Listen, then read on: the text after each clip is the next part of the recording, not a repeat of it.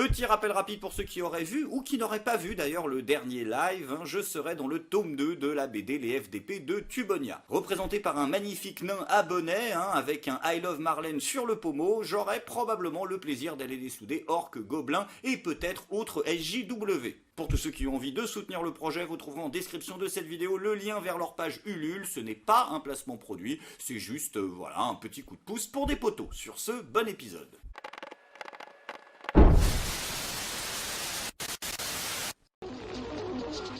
Les Français parlent au français. Vive la France, mes amis, ce pays absolument merveilleux et magnifique dans lequel plus d'1 million de Français sont descendus dans la rue. Les syndicats promettaient une mobilisation massive. Ils ont réussi leur pari. Selon un chiffrage officiel, 806 000 personnes ont manifesté partout en France.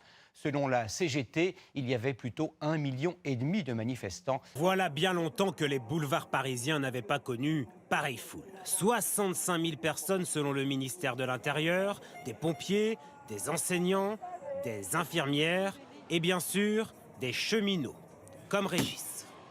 Dans le cortège, beaucoup de blouses blanches. Récemment, ils ont interpellé le gouvernement sur les difficultés qu'ils rencontrent à l'hôpital.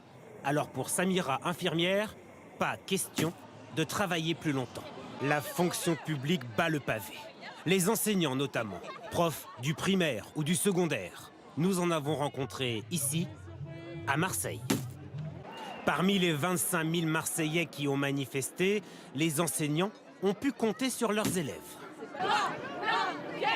Les retraités, eux, ne sont pas concernés par la réforme, mais à Toulouse, à Lyon, à Lille ou ici, à Rennes, ils ont manifesté. Et inutile de vous le dire, dans le petit milieu cossu et huppé des directeurs de rédaction parisienne, ça a zouké. Tout le monde était sur le pied de guerre. Bon, les putes et les chômeurs.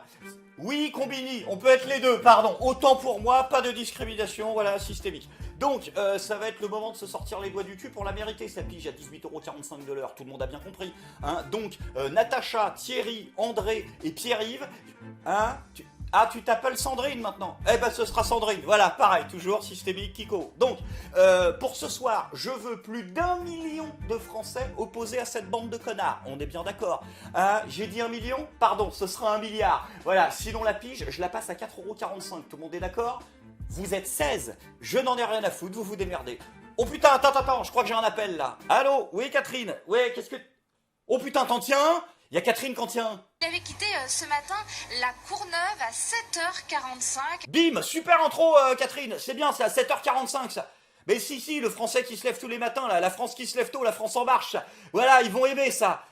Oui, bah il se lève tôt pour se faire exploiter. T'es pas là pour lui demander ça, donc vas-y, continue. Alors, ça a été un parcours du combattant pour rejoindre ici les Moulineaux, c'est ça? Oui, c'est ça, oui, c'est le parcours du combattant, puisque, bon, j'ai pas eu de RERC, contrairement à ce que je pensais. Ouais, enfin, il est moyen dynamique, là. Non, on s'en bat les couilles de ces problèmes de RERC, là. Voilà, fais-le chialer, demande-lui s'il a été agressé.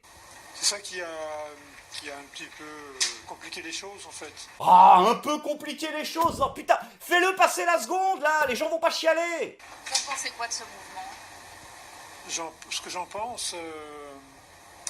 Mais paradoxalement, je pense qu'ils ont raison. Non mais on le perd là, c'est quoi ces conneries? Travaille-le au foie, merde. Et je me demande si je... Allô, Catherine, allô, la clé, t'as plus le temps, tu te tires, voilà. Passe au suivant, là, dans 2 minutes, si tu continues à jacter, le mec, il va nous sortir une pancarte. Bon, maintenant c'est trop tard, parce que je me suis engagé, mais... Allez travailler. Ouais, j'aurais bien fait grève, finalement.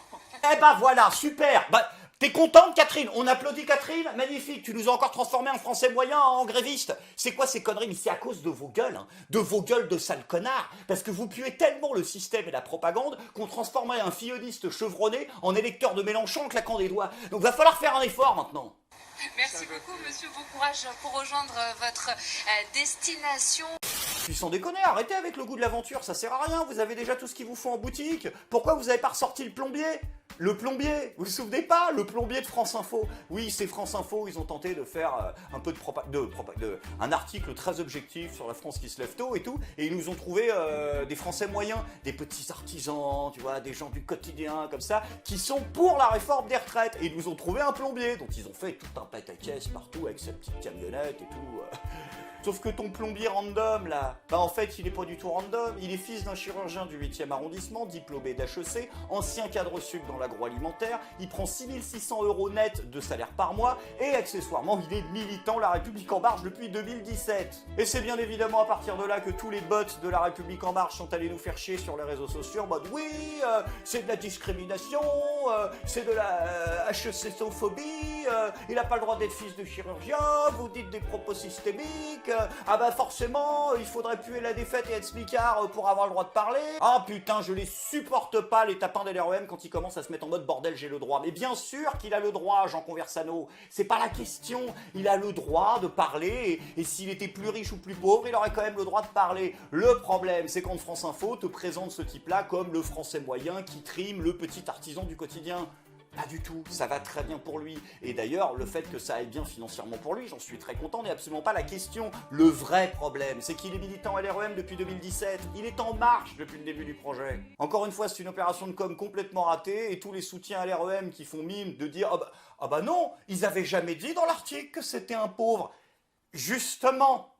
Après, attention, me faites pas dire ce que j'ai pas dit. Il reste quand même des organisations politiques, des instances politiques, des étages dans notre vie administrative qui s'occupent bien de nous. La mairie de Paris, oh putain! Ah non, là, ils ont été cash. Ah, ils ont fait une organisation pour l'événement, c'était carré. Non, parce que tous les intermittents de la manif, bon, ils sont là, ils sont prêts à jouer leur rôle, ils sont motivés, mais ils n'ont pas le budget pour avoir le côté Hollywood. Et ben, heureusement, la mairie de Paris a pris soin de laisser plein de pavés à disposition. Regarde, même à Bastille, ils les avaient empilés au cas où les mecs veulent faire un Tetris. Ah non, franchement, il manquait plus que les Black Blocs, et on était ready. Et pour ce qui était de la motivation des troupes, bien évidemment, l'inénarrable Christophe Castaner a su répondre présent en rassurant les forces de l'ordre et en leur expliquant quelques heures avant le début de la manif que le gouvernement ne toucherait pas à leurs régimes spéciaux. Non, on ne touchera pas aux vôtres. Ni aux nôtres d'ailleurs, ni aux vôtres. Voilà, parce qu'on est dans le même camp. Donc n'hésitez pas vraiment à avoir la matraque lourde. Donc toute l'équipe des intermittents du Tonfa, là, il faut m'éborgner tous ces Français qui ont ouvert les yeux ces derniers temps.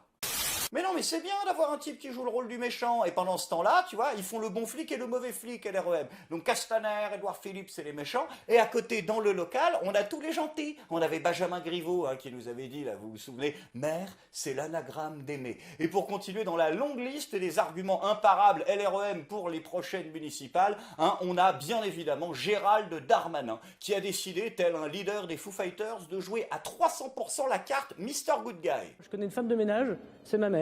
À 62 ans, elle part en retraite, elle a 700 € de moins que si elle part à 67 ans. C'est pas la réforme des retraites que j'ai envie d'avoir, celle d'aujourd'hui.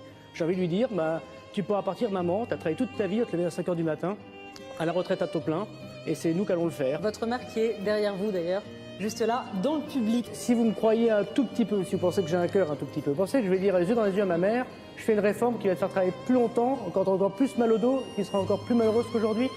Aujourd'hui, ma mère, pour qu'elle ait une retraite à taux plein, pour qu'elle vive dignement, il faut qu'elle travaille jusqu'à 67 ans. Avec la réforme qu'on propose, elle a des qualités et des défauts, on peut en discuter. Elle partira à taux plein à 64 ans. On fait gagner 3 ans de travail en moins à ma mère. 3 ans à se lever à 5 h du matin, à ramasser la merde en moins. Ah bah voilà, c'est super, c'est magnifique, c'est merveilleux. Seul tout petit point d'accroche. On s'en bat les couilles, on s'en bat les couilles, on s'en bat les couilles. Non, sans déconner, il va falloir trouver un tout petit peu plus convaincant niveau rhétorique. Photo, c'est celle de mon grand-père. D'accord, ok. Non, Gérald, c'est ma faute, mais à Maxima Culpa, j'aurais dû préciser. Ton grand-père, pareil, on s'en tartine l'oignon, voilà. Donc on va pas faire toute la famille, on va essayer d'avancer sur les arguments. C'est celle qui est sur mon bureau, je n'ai pas été à chercher bien loin. Cet après-midi, j'ai appelé mon conseiller, comme j'étais à Tourcoing. Vous la voyez pas? Je vous la passerai. Il s'appelle Moussa Wakid, j'ai son deuxième prénom. Il était tirailleur algérien, et je pense qu'aujourd'hui, on dirait dans le métro que c'est un étranger. Alors qu'il a servi la France, je crois que vous aimez les gens qui servent la France, il a été décoré à titre militaire, il s'est évadé des camps en 1944, et il a choisi la France en 1962.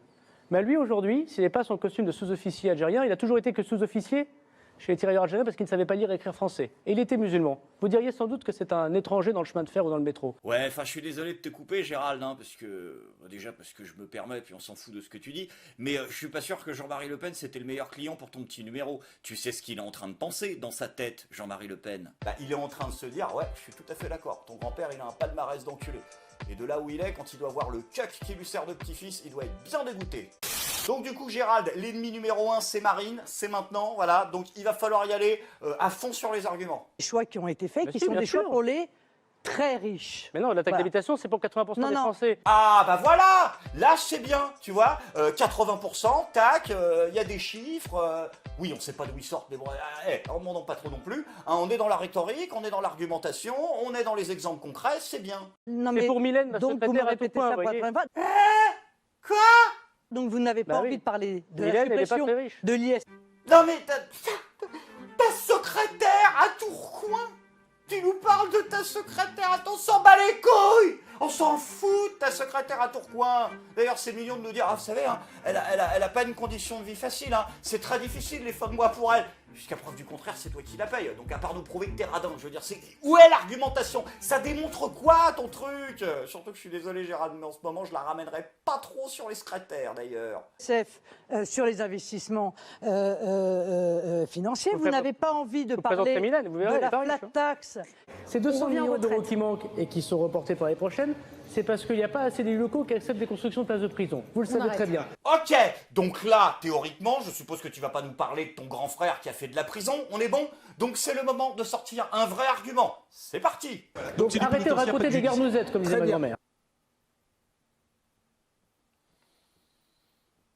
On s'en bat les couilles, on s'en bat les couilles, on s'en bat les couilles, couilles, couilles. Et d'ailleurs, puisqu'on en est à parler de ceux qui ont des problèmes d'image en ce moment, il y en a un autre qui a une image de merde, mais dans des beaux costumes.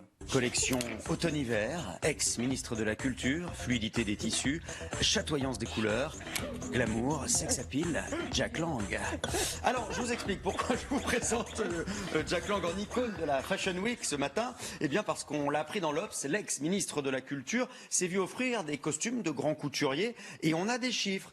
195 600 € de costumes entre 2013 et 2018, soit quasiment 40 000 € de costumes par an, offerts par la marque Smalto. Eh ben mon cochon, et dis-moi, c'est Smalto aussi qui t'offrait les gosses? Ah merde, c'est la monétisation encore, elle s'est tirée. Saucisson, rattrape la monétisation!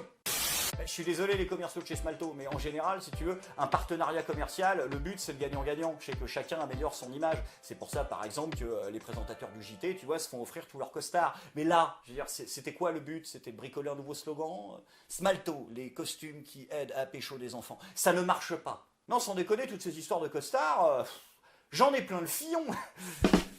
Voilà.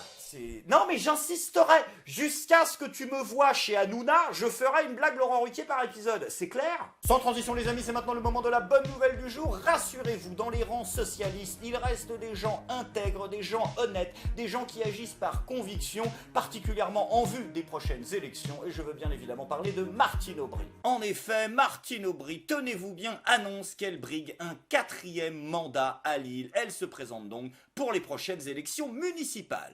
Ah bah voilà une bonne nouvelle, Martine qui se présente, Martine qui est au rendez-vous, Martine qui va envoyer la seconde, c'est nickel.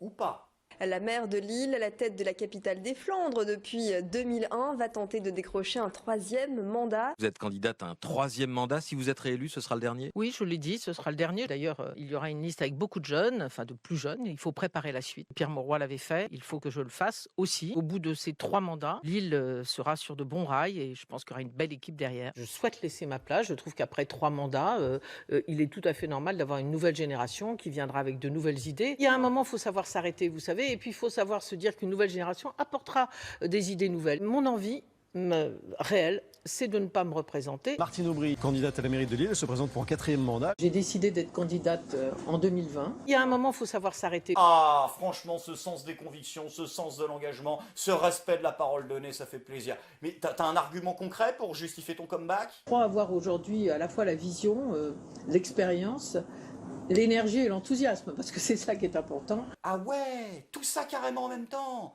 Alors, la vision, je veux pas être méchant, mais à ton âge, ça se gâte.